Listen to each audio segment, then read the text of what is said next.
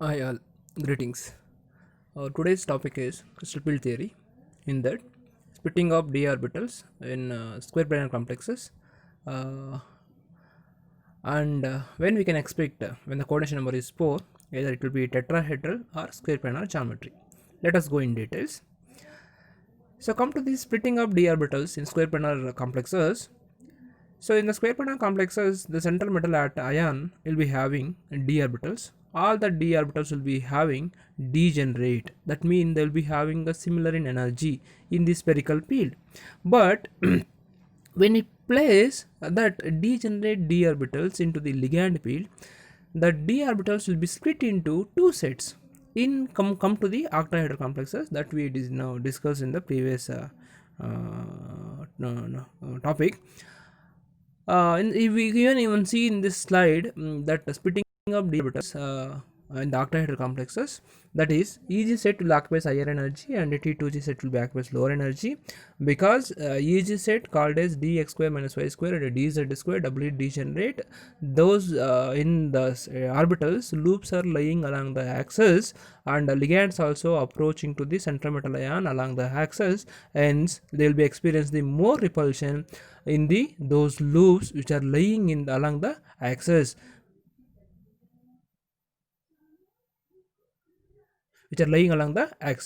but whereas T2g, so the three orbitals that is called as dxy, dyz and dzx, which are lying in between the axis, that is lying along the planes, so who does not will be not experience any kind of repulsion, hence they will be occupied lower in position.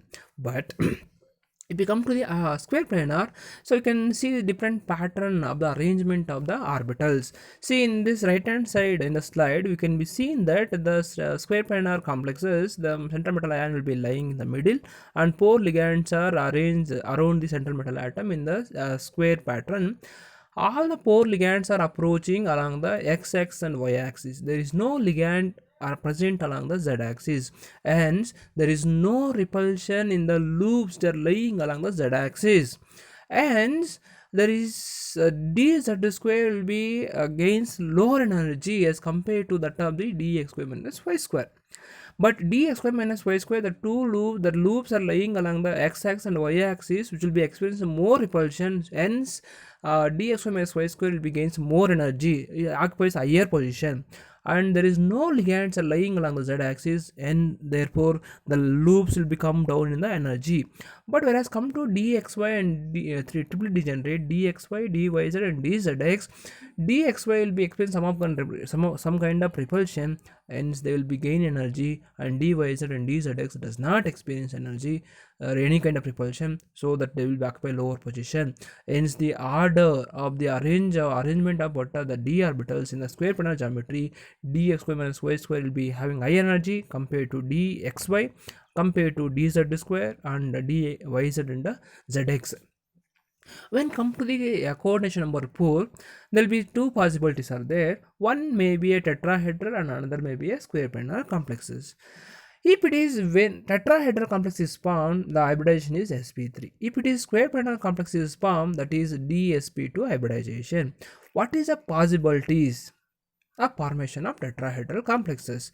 So when the tetrahedral complex is possible and when the square planar complex is possible, so everyone will be having the same doubt, right? So example, if we take what a ml4, so whether should consider that as a tetrahedral or to consider as that as a square planar complexes, so it should be like what it depends upon the so many factors, that mean that maybe depends upon the nature of the ligand, that maybe depends upon the nature of the metal ion. It depends upon the size and strength of the ligands as well as the metal ion, even the charge also, or the d electrons present in the metal ion. Let us see what are the factors which affect the geometry of the complexes. So if we consider the when to expect the tetrahedral complex of a ml4, that is seen this arrangement you see in this slide, that is central metal ion is there and four ligands are link coordinating to the central metal ion with the bond angle 109 degree 28 minutes. That according to Vesper theory, if it is regular tetrahedral, will be having the bond angle 109 degree 28 minutes. If it is any lone pair is present on the central metal ion, the bond angle varies depends upon the number of lone pairs. If you see If it is tetrahedral and if it is coordination number is 4, the possibility is tetrahedral when the ligands are bulky groups. The ligands are larger, that is bulky groups. When the ligands are bulky group, then what happen? The ligands present on the central coordinating to central metal ion will experiences the repulsion force, the steric hindrance. And when the steric hindrance is happening between the two adjacent ligands, then what happened? To make the complex more stable, the ligands are try to move as away as possible.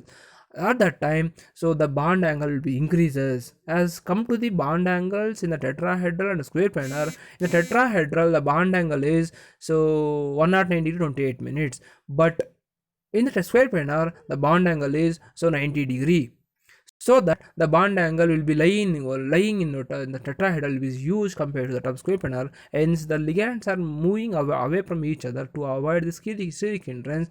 At that time what will happen? So they will be so occupies the so far distance with the bond angle, huge bond angle. At that time it will be possible to tetrahedral. And second possibility, if we come to the metal ion, the metal ion will be having D0 system or D5 system or D10 system.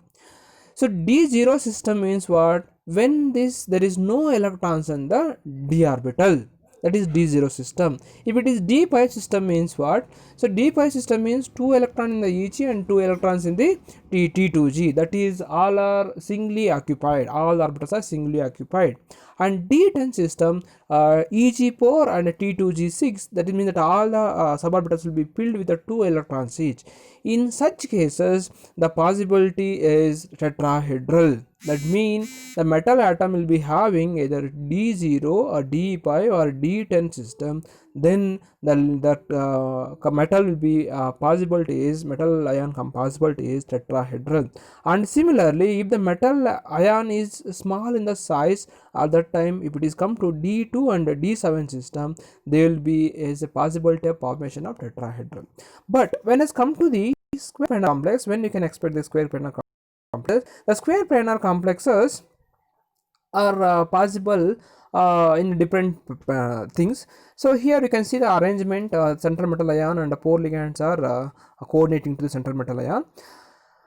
In this case, ligands may be stronger. That means we discussed in the previous class, that is the spectrochemical series. The spectrochemical series will be inform us the arrangement of the all the ligands based on the splitting energy. The splitting energy, based on the splitting energy, all the ligands are arranged so that the ligands are lying right hand side in the spectrochemical series are stronger ligand, that maybe that will be split the ligand d orbitals will be more effectively, and the splitting energy is used in that kind of complexes. So that if the ligands are stronger, then what happen? The possibility is square planar. Why? Because if it is complex is square planar, the hybridization is dsp2. So here the d orbitals are involving. So when if it is splitting is more, the possibility of attacking this will be like what d orbital will be more. See, if it is this nickel you can be expect NiCl4 or NiCN6 CN4. If it is take NiCN6 CN4, in that complex Cn is strong ligand, and when the Cn is strong ligand, the possible structure is tetrahedral, sorry, square planar. Why? Because so due to the